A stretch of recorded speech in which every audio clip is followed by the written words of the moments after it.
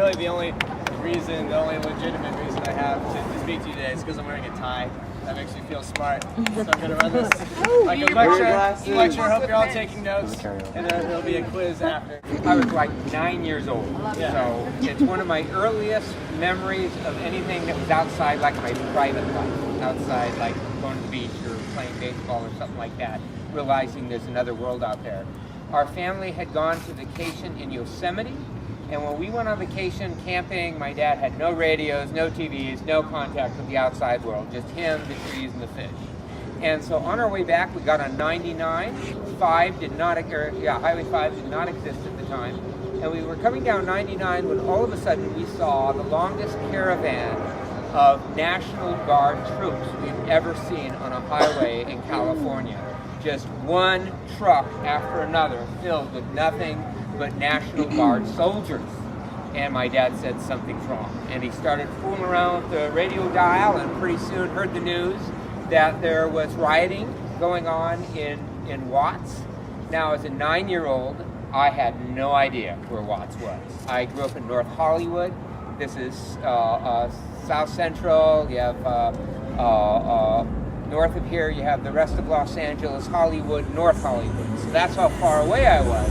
But nonetheless, it was still part of LA, and I thought, oh my God, there's buildings on fire, and they're sending Army troops into Los Angeles. And as a 9-year-old, that was a pretty scary experience.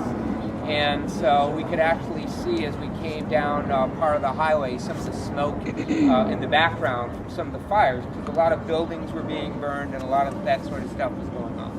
So, for somebody from the outside looking in, that was really scary. But the one thing that it had an impact that I remember in Los Angeles is I can always remember growing up, people think that Golden State was exactly that it was a land of opportunity, and it was about the beach, and it was about Hollywood, and it was about all that wonderful stuff that we associate with Los Angeles and California. And all of a sudden, I think people realized, wait a minute, not everybody here is happy. There's something wrong. There's something desperately wrong here if a large portion of the population is suddenly rising up in such a rebellion that they're burning buildings and throwing rocks through windows and doing things like that in the street. And I think that was an awakening for Los Angeles. I think it was an awakening for California, and it was certainly awakening for a lot of people that lived here. That's great. Eyewitness report. Anything you'd like to add? I don't know. On the spot. I don't know. Just anything you like to say? Yeah. I actually grew up more towards Orange County, and my dad had a truck yard on Slauson during the Watts riots. And I was probably Larry's age. We must be close to the same age. So if I graduate, I was 8. And I remember my mom being very worried that he couldn't get home. And you're right. We didn't have really TV. They didn't show stuff like they do today. So all you got was snippets, and as a child, just kind of that same experience of you really don't understand. I didn't live in a neighborhood where people aren't happy.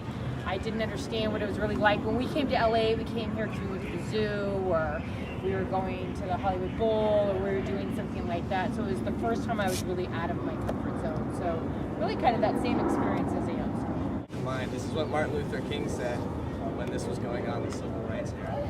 A riot is the language of the unheard. So he talked about how this neighborhood, Watts, has been underserved, so people don't have the same chances.